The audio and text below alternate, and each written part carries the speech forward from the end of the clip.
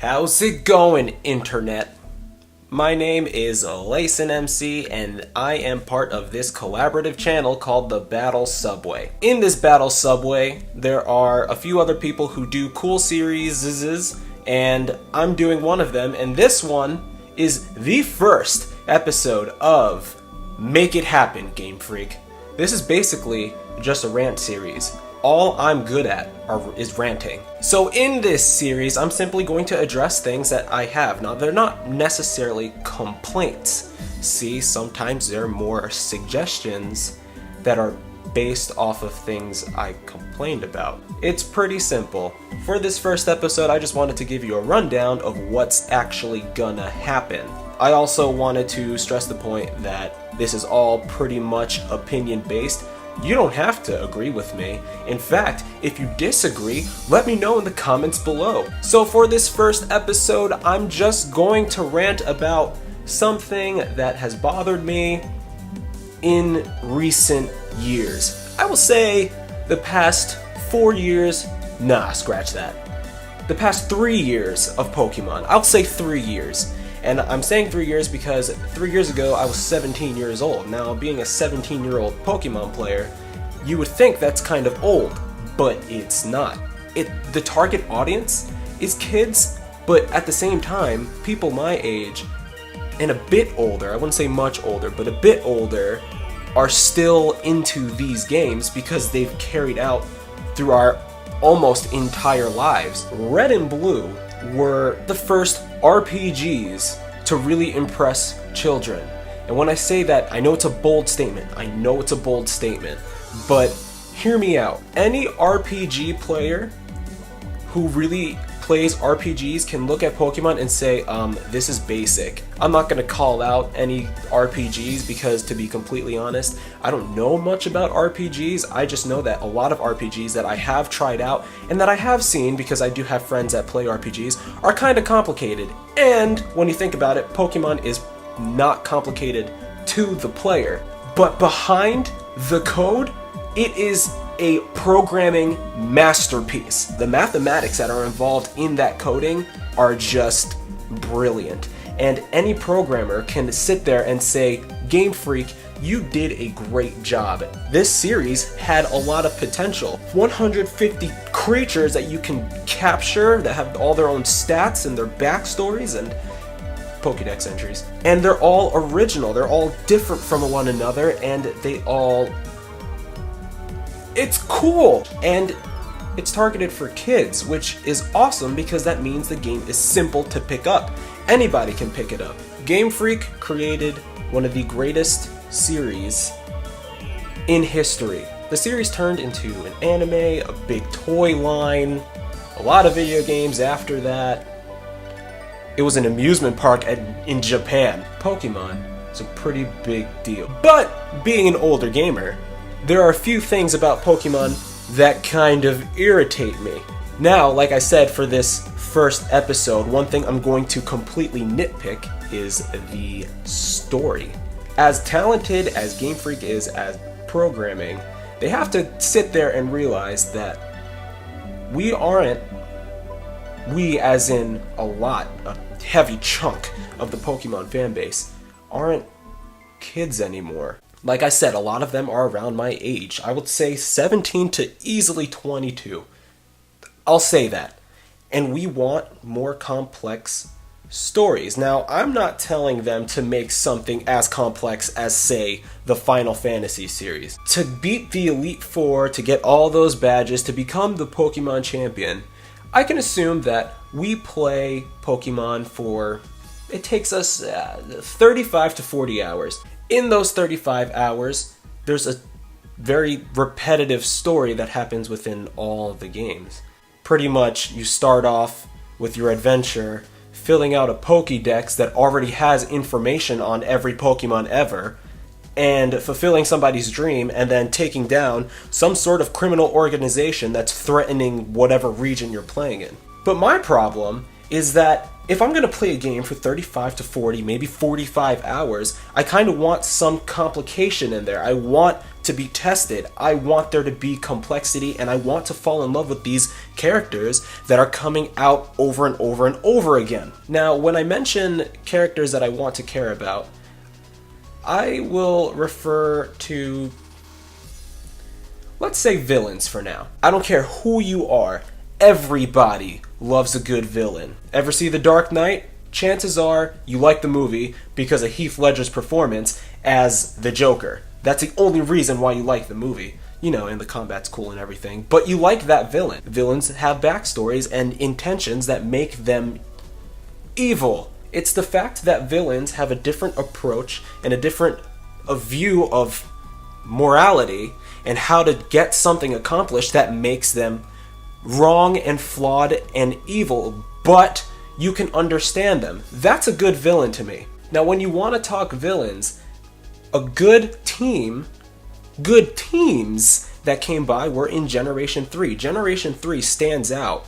Something that stood out to me playing, I'll admit, Sapphire, when I played Sapphire, was Team Aqua. Now, I never played Ruby, so I wouldn't know about Team Magma, but I can imagine they're pretty much the same thing. Team Aqua wanted to have Kyogre in, captivity to fill the world with an ocean and restart. Cool! Now, Generation 4 kicks in. Generation 4 was easily one of the coolest generations in my opinion, not because of the Pokemon, but because of the Pokédex and the stories behind the legendaries specifically. Generation 4 was godly in a literal sense. You understood that there were gods amongst Pokemon. There were gods that had different jobs in the universe. It took a lot of Western culture and just kind of threw it in Pokemon, and honestly, it was a really, really cool move. It's the first time where people put some pieces together and were like, holy shit, legendaries govern this planet. Legendaries all have a job, and they all get it from, say, Arceus. Even though it's weird because, there's that whole thing, which came first, Arceus or Mew? That's a rant for a different day. Now, when you go into Gen 4, another cool thing was the team. They were so interested in the universe. There were parts where you saw cosmic shit going down, and it was fucking awesome. And then you were so stoked for Gen 5 to be on the DS and have finally fucking 3D cities. And then Generation 5 was easily one of the biggest disappointments to most of the Pokemon fan base. To me, it was disappointing because of the storyline, essentially. Here's the story of Team Plasma. Team Plasma is basically a team that wants to stop animal cruelty. It's like Japan was really, really mad at PETA and made them the enemy. My biggest problem was N. I really didn't like N. Oh, here comes a weak trainer that you think is your rival. You beat him when he's fighting with his stupid Pokemon.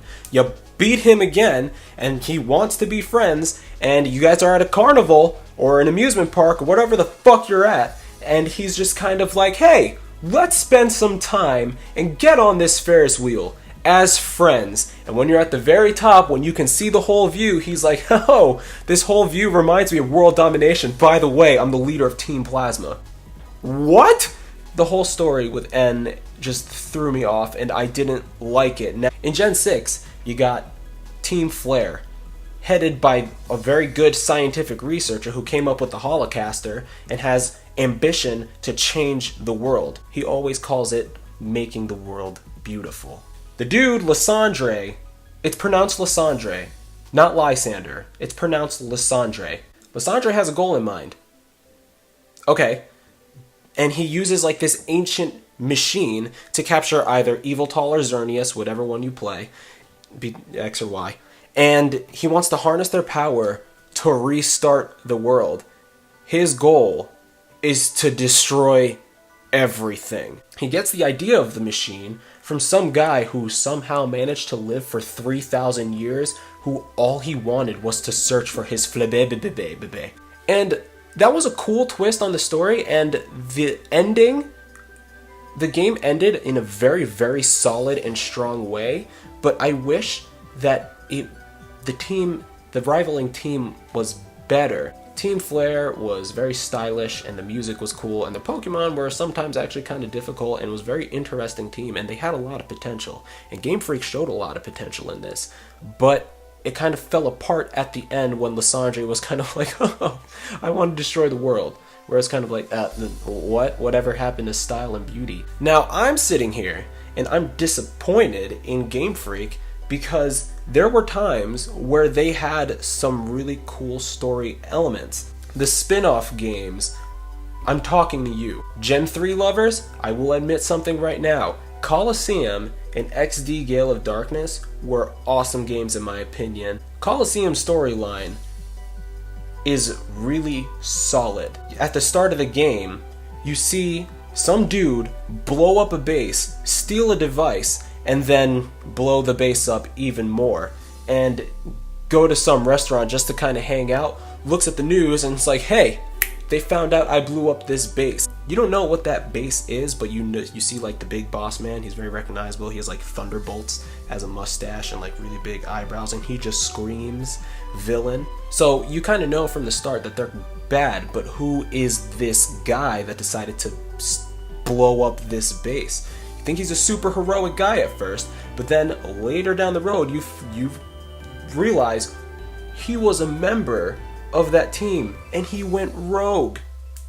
What? That's an awesome story element. It was a great plot twist. Now, as you start off this game, you see that there's like a squirming bag at this restaurant, and this squirming bag is a girl who can see the hearts and the auras of different Pokemon.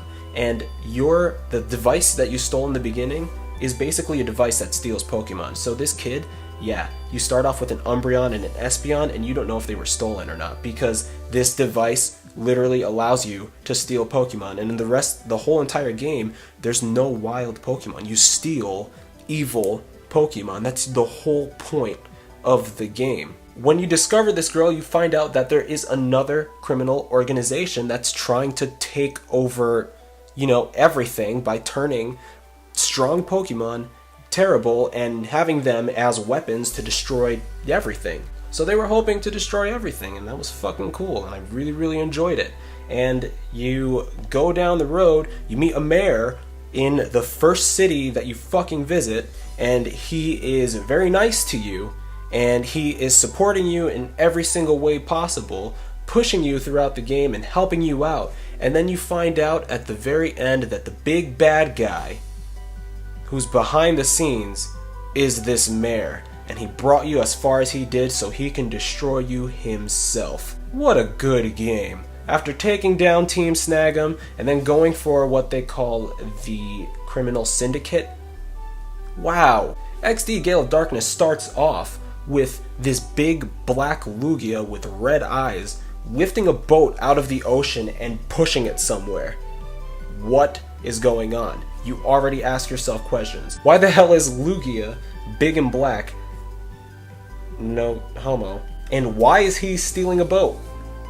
Then you pop in as like a little kid whose dad is the professor, and he decided to come up with some sort of device to help everything. Want to know what that device was? A device that steals Pokemon. You steal Pokemon again with terrible auras, and you get to see them with like your own Dragon Ball Z Scouter and catch all these shadow Pokemon, and you purify them because you're a good guy. And then you catch Shadow Lugia, who is the hardest person to purify because he is literally, his heart is just evil. They fully converted this Pokemon to be the most evil Pokemon ever, and you catch it and you purify it and it's awesome, and then you can transfer that Pokemon to your Gen 3 game and move it forward. Instead of having stupid characters like N and the Team Rocket grunts that are there just because they want a salary, why not have another story? They can do it because they have a bajillion dollars, so why not hire a guy who can write a goddamn story? Stories are cool and everything, but if you want to have a really, really solid game, not just the gameplay, because we're all used to the gameplay, and we're all going to play this game for 300 hours anyway, and wear the shit out of it, why not throw in some story elements that are going to keep us interested for the first 40 hours of the game. You have the potential, so make it happen, GameFreak. If you do that, then you're going to have a stronger fan base. It's not just, oh, collect 150 Pokemon and love your childhood and take care of the thing that you transferred all the way from the Game Boy Advance games anymore. You can tell your friends who think that Pokemon is kind of stupid and be like, this actually has a really cool storyline. Now, Omega Ruby and Alpha Sapphire are coming out. They say it's a new Hoenn, I think, and they have primal forms of the legendaries that we know and love. And there's that same Team Aqua and Team Magma, hopefully, that were in the other games that had kind of a cool storyline. So, you have all the elements right in front of your face. You have a whole new Hoenn, a whole new perspective. Gen 3, which is easily one of, I can assume, that it is most of the fanbase favorite generation. So make something of it. Get a story that will keep us locked in for 35-40 hours. If you do that, maybe you can lock us in for even longer. Pokemon comes out every year. There's always one game, no, sorry, 2 games at least, every single year. So we're going to buy them no matter what. If we're gonna buy them and you want to hear everyone stop bitching, then do something about it.